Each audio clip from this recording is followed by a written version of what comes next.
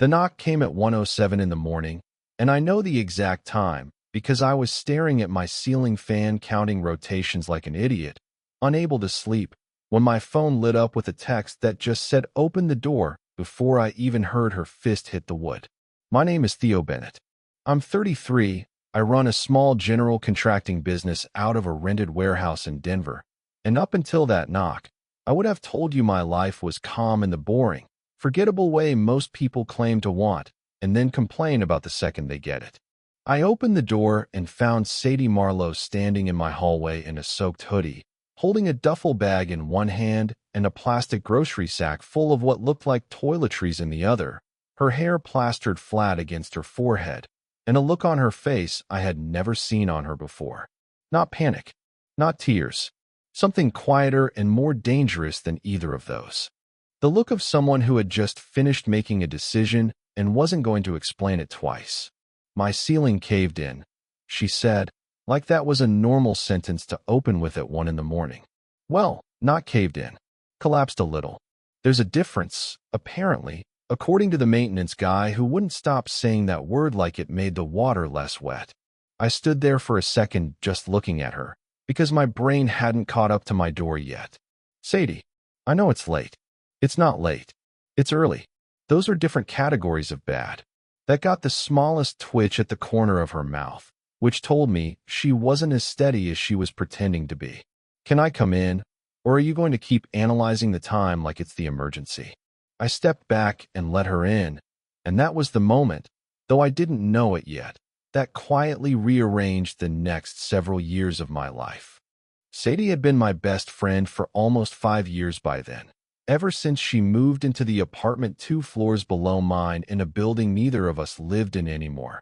And somehow the friendship had survived both of us moving out, my 2 failed relationships, her 1 very long one, and enough late-night phone calls to fill a small library. She was 31, sharp-tongued, ran the social media accounts for 3 different local restaurants for a living, and had a talent for making people feel like the funniest version of themselves whenever she was in the room. She also had a boyfriend named Colin, a man I had met exactly 4 times and disliked more with each occasion, though I had never said that out loud, because saying it out loud would have required admitting why it bothered me so much, and I wasn't ready to look at that particular door. She dropped the duffel bag by my couch and stood there dripping onto my hardwood floor, arms wrapped around herself, and for a second the sharp-tongued Sadie I knew just wasn't present.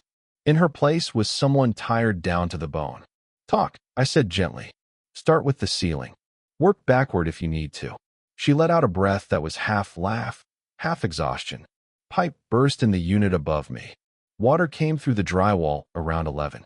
I woke up to my smoke detector going off because apparently ceiling water sets off smoke detectors now, which feels like a design flaw someone should address. By the time I got the super up there, half my bedroom ceiling was on my bedroom floor. My mattress is currently unusable. My closet is a lake. And the building can't get me into a livable unit until at least Thursday. Today's Monday. I'm aware, Theo. I did the math in the elevator. She rubbed at her face with the heel of her hand, smearing what was left of yesterday's mascara. I called my sister. She's got the flu and a 2-year-old, so that's out. I called Priya, but she's got her in-laws staying with her this week. She stopped. And you didn't call Colin, I said, because someone had to say it, and it clearly wasn't going to be her. Something moved across her face, there and gone so fast I almost missed it. Colin and I aren't really a call-out 1A.m. kind of thing anymore. I filed that sentence away carefully, the way you file away a nail you find in your tire before you've decided whether it's actually flat. Okay, I said instead of asking the 6 questions crowding my mouth. You can have the guest room. Sheets are clean. There's a spare toothbrush in the bathroom cabinet from when my mom visited, still in the wrapper, I promise. And there's a robe on the door if you want out of that hoodie before you catch something. She looked at me for a long moment, water still dripping off the ends of her hair onto my floor, and something in her expression softened in a way that made my chest do something complicated. You didn't even hesitate. Why would I hesitate? Most people would ask more questions before letting someone move in at 1 in the morning. You're not moving in, I said. You're staying until Thursday. There's a difference, apparently, according to a maintenance guy who wouldn't stop saying that word. I nodded at her small, tired smile. Go change. I'll make tea. Or coffee. Whatever a person drinks when their ceiling has just tried to kill them. She laughed for real that time, short and surprised, like she hadn't expected to still have a laugh available to her tonight. Tea, please. Something that doesn't require me to be a functioning adult afterward. While she showered, I stood in my kitchen making chamomile tea I didn't even know I owned, and I thought about the fact that Sadie Marlowe was currently standing in my bathroom, in my apartment, at nearly 2 in the morning, and some small, stupid, hopeful part of me felt lighter than I had in months. I told that part of me to sit down and be quiet. She had a boyfriend. She had a ceiling situation, not a life situation, and it was not my job to turn her disaster into an opportunity. I believed that for approximately 11 more minutes, which was how long it took her to come out of the bathroom in my old gray robe, hair wrapped in a towel, looking somehow both completely wrecked and more at ease than I'd seen her in weeks. Your apartment smells like sawdust and coffee, she said, settling onto my couch like she'd done it 100 times, which, in fairness, she had. It's very on brand. I take that as a compliment. It was one. Barely. She wrapped both hands around the mug I handed her and looked at it like it was the first kind thing that had happened to her all night. Which, given the ceiling and the elevator math and the not calling Colin, it might have been. Thank you for this. Genuinely. I know it's a lot to just show up with a bag. Sadie, you've let me sleep on your couch for a week after Marissa and I broke up, fed me for 3 days straight because I forgot food was a thing people needed, and once drove 40 minutes at midnight to bring me tools I left at a job site because I was panicking about a client deadline. I think I can survive a few nights of you existing in my guest room. She looked at me over the rim of her mug, something unreadable in her eyes. You remember the tools thing? I remember most things you've done for me. It's a long list.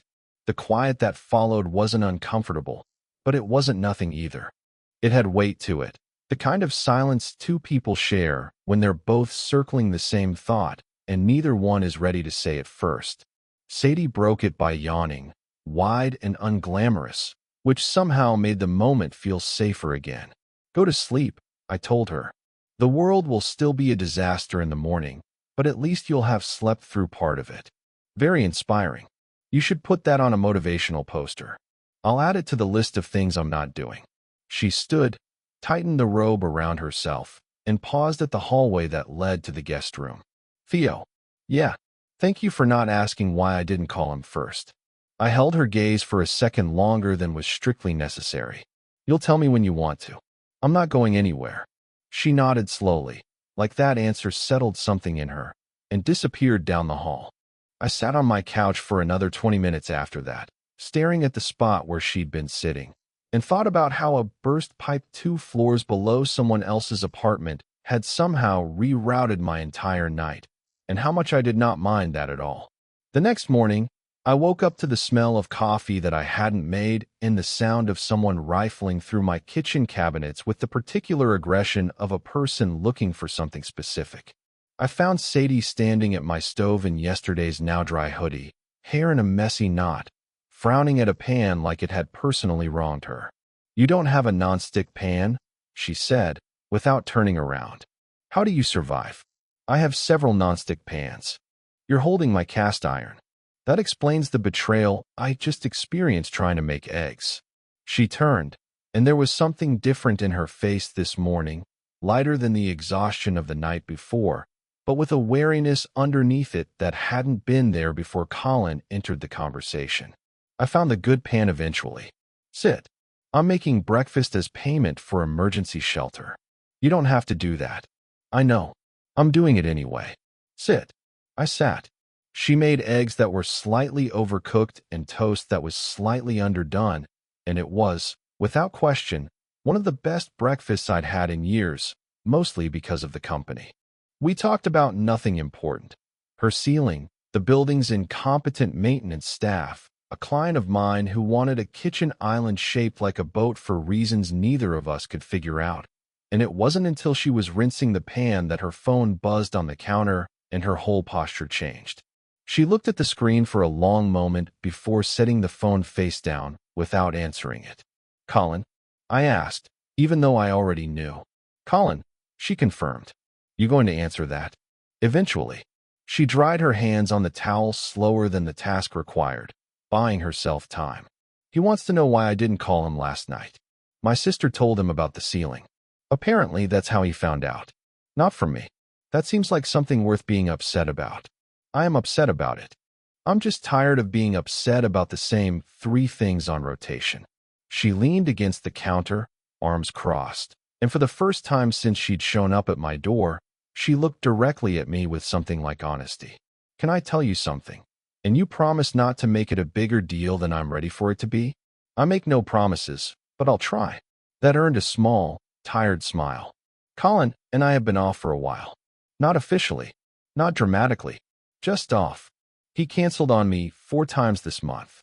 He forgets things I tell him within an hour of me telling him.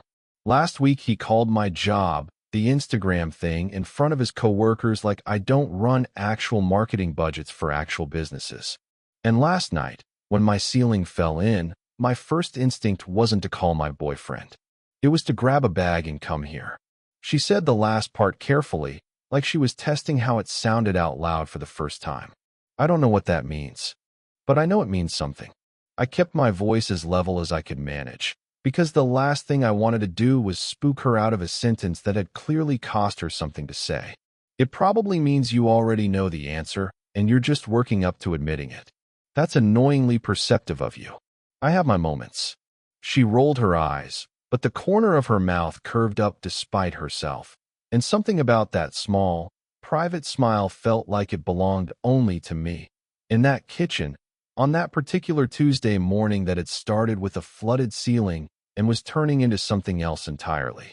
For the next 3 days, my apartment had a rhythm it had never had before.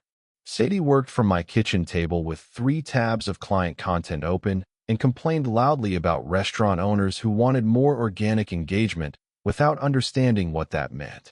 I went to job sites and came home to find dinner half-made or a note about laundry she'd thrown in without asking, which should have annoyed me and instead made the apartment feel less like a place I lived alone and more like a place someone else had decided to inhabit too. We fell into an ease that felt less like an emergency arrangement and more like something we'd been rehearsing for years without either of us noticing. Wednesday afternoon, right in the middle of that easy rhythm, something happened that reminded both of us the world outside my apartment hadn't paused just because we had. I came home early to grab a set of blueprints I'd forgotten, and found Sadie standing in my living room with her arms crossed, phone pressed to her ear, her voice low and clipped in a way I'd never heard from her before. "I told you, Colin, I'm staying with a friend until my apartment's ready. That's it. That's the whole story." A pause. Her jaw tightened. "No, I don't think that's a reasonable question to ask me. No, I'm not going to send you a photo of the lease repair timeline to prove I'm telling the truth." Another pause, longer this time, and I watched her free hand curl into a fist at her side. "I have to go," she said finally, and hung up before he could answer. She stood there for a second, staring at the phone like she wasn't sure whether to be angry or exhausted, and settled somewhere in between. "Sorry," she said, noticing me in the doorway. "That was not meant for an audience. You don't have to apologize for taking a phone call in my own living room." He wanted proof. Actual proof, Theo, like I'm a suspect in my own life.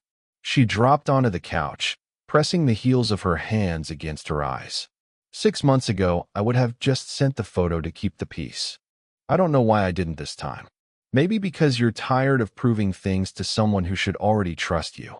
She lowered her hands and looked at me, something raw in her expression. "When did you get so good at saying the exact thing I need to hear?" "I've had 5 years of practice." "You're not a subtle person to read, Marlo, no offense."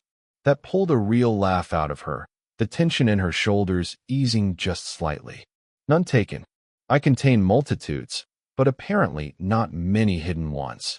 I sat down next to her, close enough that our knees touched, and for a moment neither of us moved away from that small point of contact. For what it's worth, I said, you don't owe anyone proof of where you sleep or who you trust. Not him, not your sister, not the building manager. You get to just live your life. I know that. Knowing it and feeling it are apparently very different muscles. She leaned her head back against the couch cushion, eyes closed. I keep telling myself the version of him from 3 years ago is still in there somewhere. The one who used to leave notes in my coat pockets before work trips. But I think I've just been arguing with a memory for the last year instead of actually looking at who's in front of me now. I didn't say anything to that. I didn't need to. Some realizations aren't meant to be handed to a person. They're meant to arrive on their own schedule, and all you can do is sit quietly nearby while they land.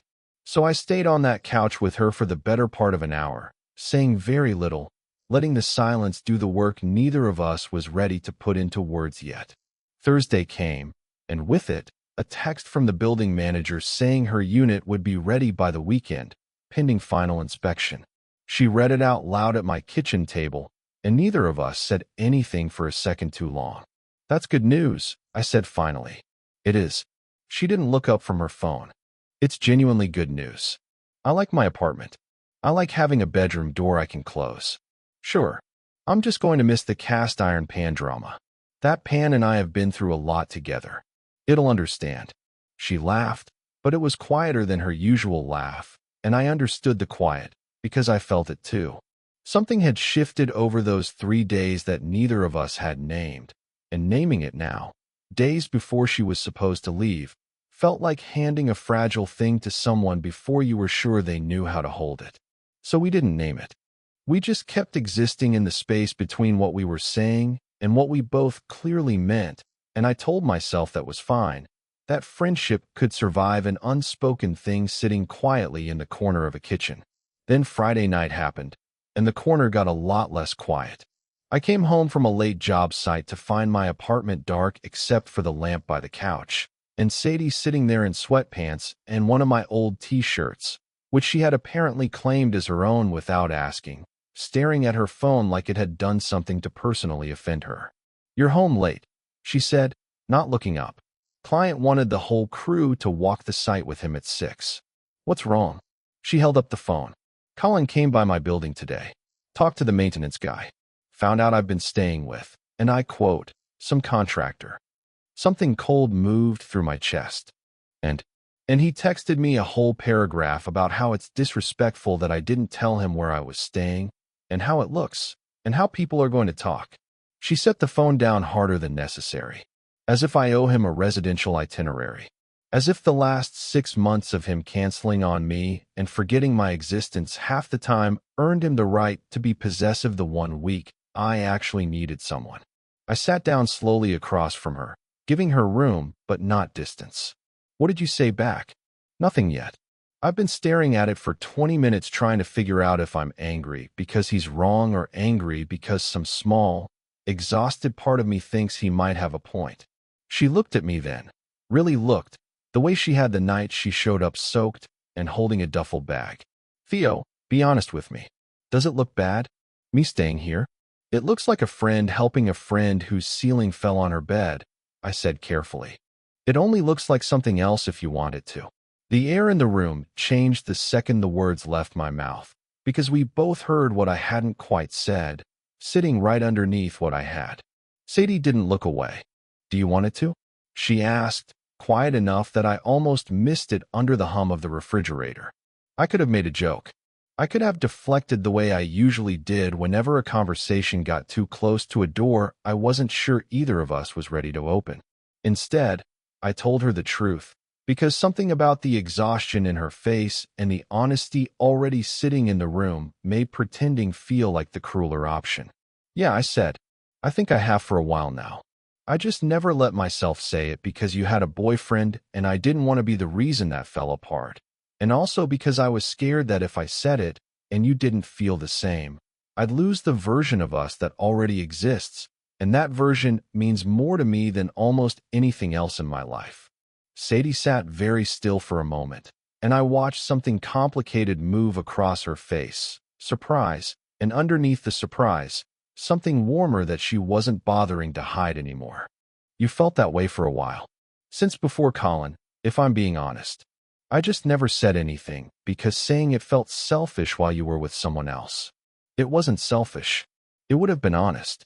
She pulled her knees up to her chest, wrapping her arms around them. But she kept looking at me the whole time, which felt significant. I think I've known for a while too.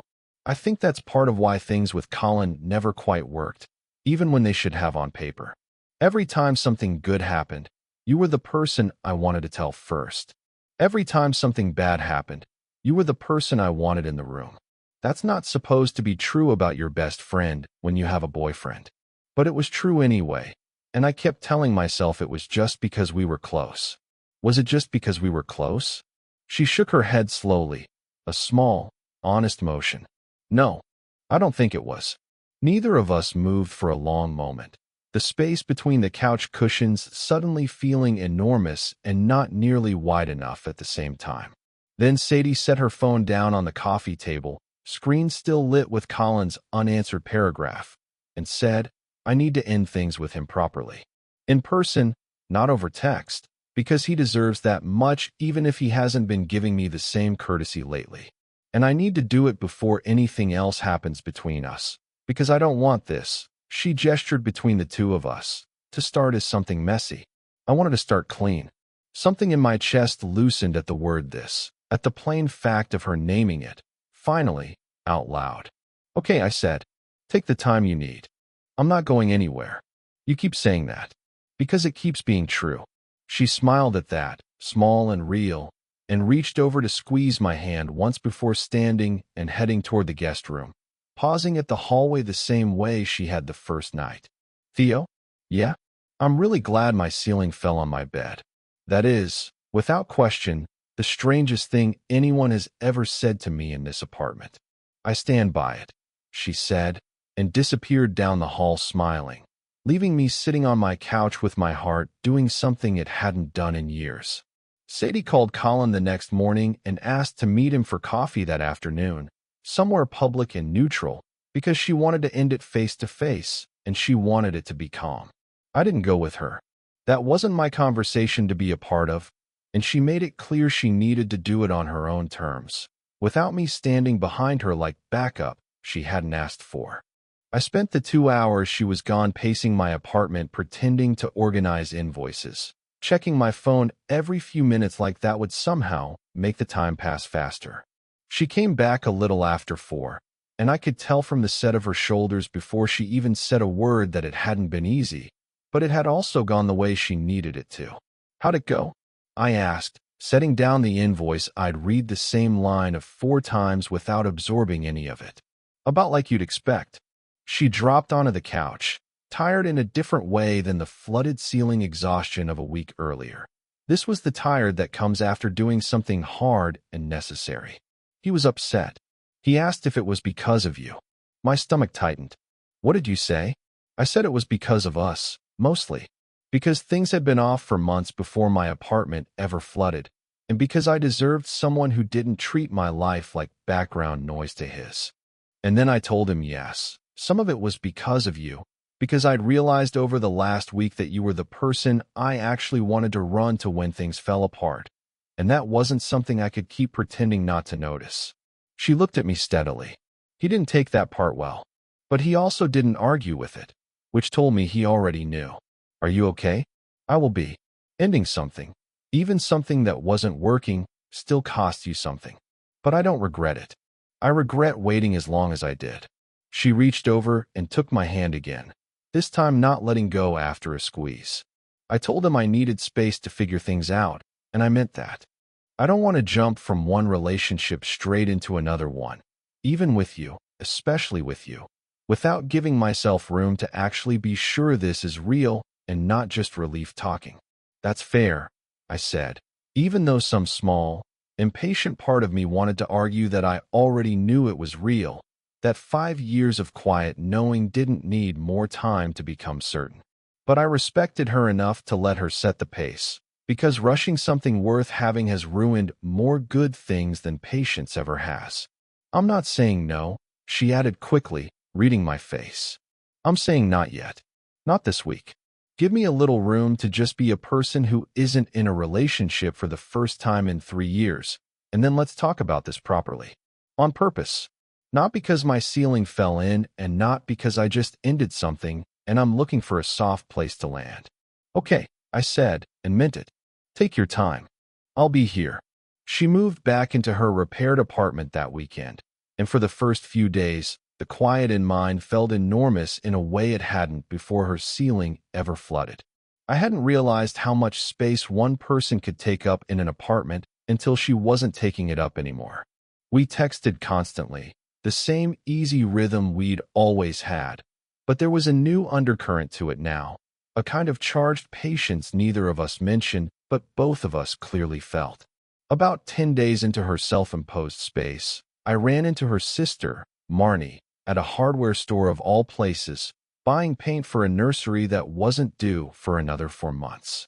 She spotted me in the flooring aisle and marched over with the particular directness that apparently ran in the Marlowe family. "You're the contractor," she said, not quite a question. "Theo, nice to officially meet you. Sadie talks about you constantly. Has for years, actually, which I only fully appreciated in hindsight." Marnie studied me for a second, arms crossed, in a way that reminded me uncomfortably of her sister sizing up a bad first date. "She says she needs space to be sure. I want to know if you're actually going to give it to her, or if you're going to get impatient and text her 40 times a day like Colin used to when he thought she wasn't answering fast enough." "I haven't texted her once since she asked for the space," I said. "Not because I don't want to. Because she asked, and I trust her enough to mean it when she says what she needs." Something in Marnie's expression eased, like I'd passed a test I hadn't known I was taking. "Good answer." She picked up her paint samples and started to walk off, then turned back. "For what it's worth, she's not actually doing great alone. She's doing fine, technically. But she talks about you in her sleep-deprived voicemails to me like she's already decided and is just waiting for permission to say it out loud. Don't wait too long to make it easy for her." I thought about that conversation more than I probably should have over the following days, turning it over while I worked, while I lay awake at night in an apartment that felt too quiet without the smell of slightly overcooked eggs drifting out of the kitchen. There was a night, about 2 weeks into the separation, where doubt crept in the way it does at 2 a.m. when you're tired and alone with your own thoughts. What if space turned into distance? What if the version of us that worked so effortlessly under emergency circumstances didn't survive contact with ordinary, unhurried life? What if I'd said the truth too soon and scared away the best friendship I'd ever had by turning it into something it couldn't hold? I didn't call her. I didn't text her either, no matter how many times I picked up my phone and set it back down. I trusted what she'd asked for, even when trusting it felt like standing very still while something important balanced on the edge of a table. And 3 weeks after she moved out, that trust turned out to be exactly the right thing to have held on to. 3 weeks later, she showed up at my door again, this time dry, in daylight, with no duffel bag and no emergency.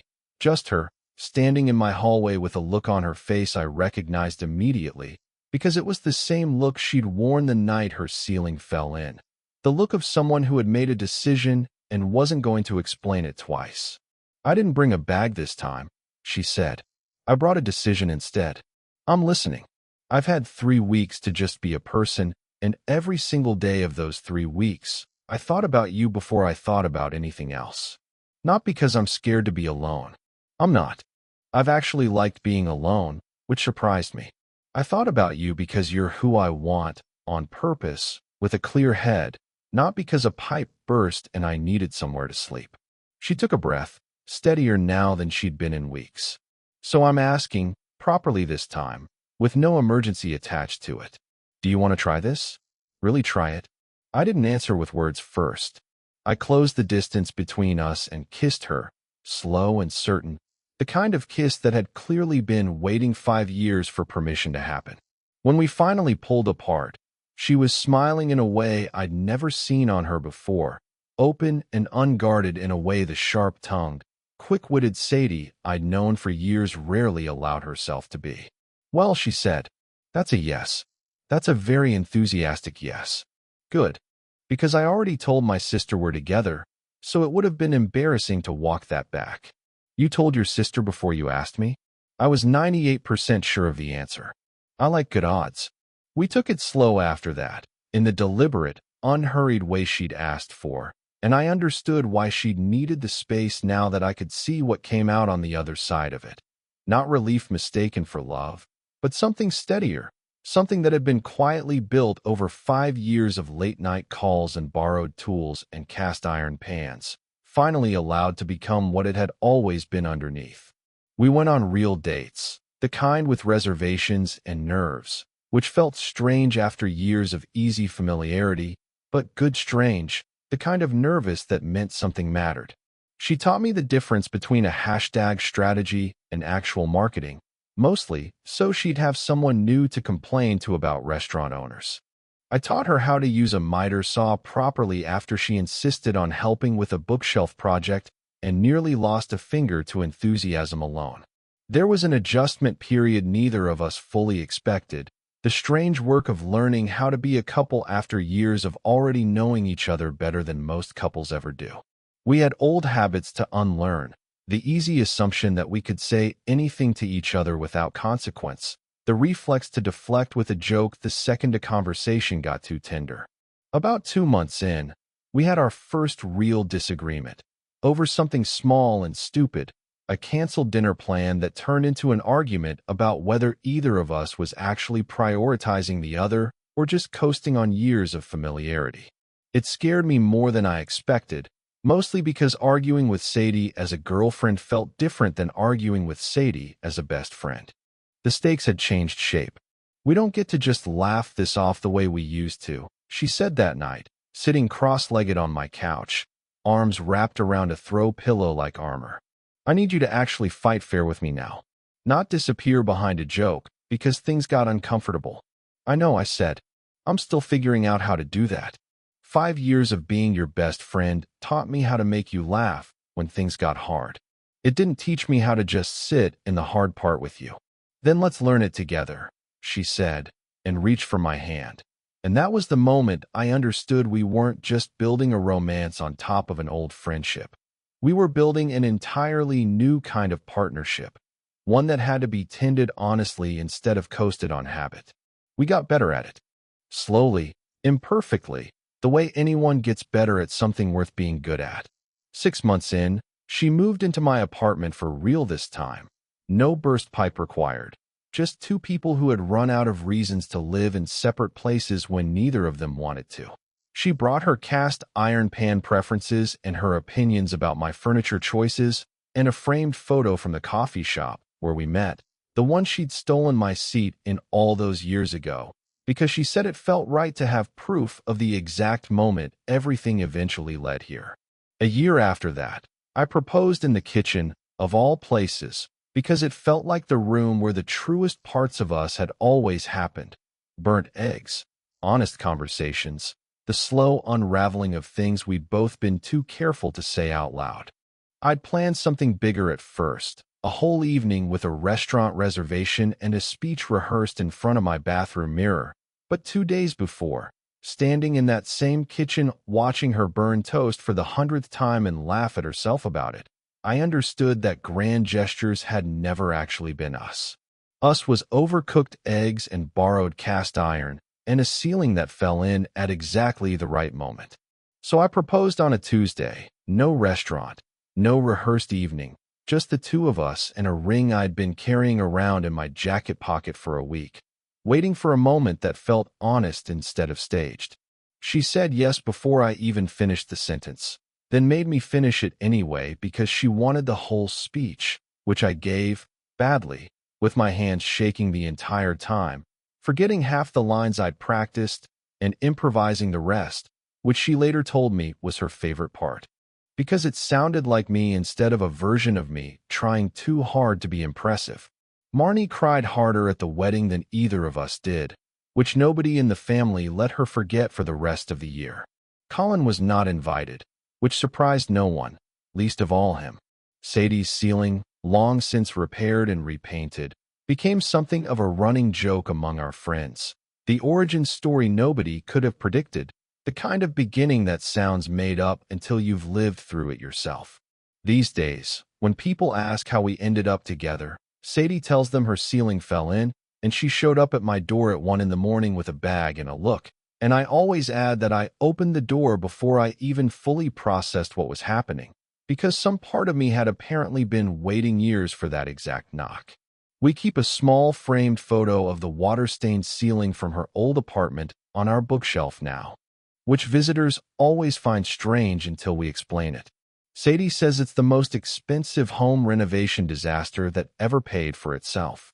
I say it's proof that sometimes the worst nights turn out to be doorways, and you just have to be willing to open them when they knock.